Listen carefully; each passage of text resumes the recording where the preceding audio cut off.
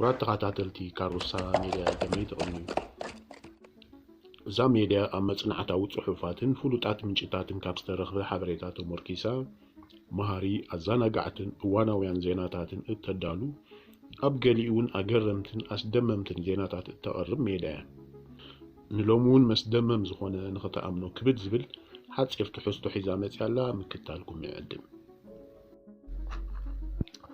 ኣሜሪካዊ ሰብኣይ ዘረባ ደዋሽት ሰበይቱ ከይሰምዕ ን62 ዓመታት ጸማም ተመሲሉ ሓሊፉ። ኣብ ኮኔክቲካት ሕቡራት መንግስታት ኣሜሪካ ጓል 80 ዓመት ወይዘሮ ዶርዚ በዓል ቤታ ኣቶ ባሪ ዳውሰን ንዝሓለፈ 60 ዓመታት ጸገም ናይ ምስማዕ ዘይብሉ ክንሱ ጸማምን ዓባስን ተመሲሉ ብምቕራብ ዳርጋ ሙሉእ ህይወታ ከም ዘዳናገራ ብምሕባር ዝሓለፈ 60 ዓመታት በቲ ዘውረደላ ስነ ኣእምሮኣውን ሞራላውን በደላት ከምኡውን ተደራቢ ተጽዕኖ ናብራ ኣብ ቤት ፍርዲ ክሲ ኣቕሪባትሉ።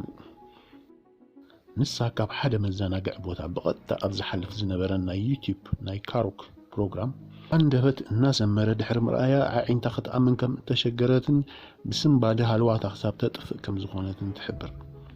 ንሳ ኣብቲ ሰዓት ሰብኣያ ኣብ ናይ ካሮክ ምሸት ዘይኮነ ኣብ ናይ ግብረ ሰናይ ትካል ኣኼባ ከም ዝኸደያ ትፈልጥ ነይራ። እዞም ሰብ ሓዳር 6 ደቆም 13 ድማ ደቂ ደቆም ዝረኣዩ እዮም።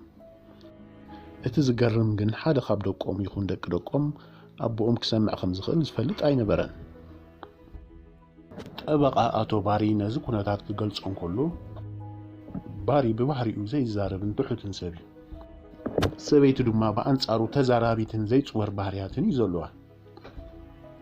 ስለዚ ምናልባት ባሪ እዚ ዓይነት ውሳነ እንተዘይወስድ ነይሩ እቲ ሓዳር ቅድሚ 60 ዓመት ምተበተነን ምተፋትሑን ነይሮም። ባሪ ጸማም መሲሉ ህይወቱ ብምቕጻሉ ግን ሓዳሮም ካብ ምብትታንን ካብ ፍትሕን ከድሕኖ ክኢሉ ኢሉ ይምጉት። ምንጭ ጽሑፍ weirdworld.com።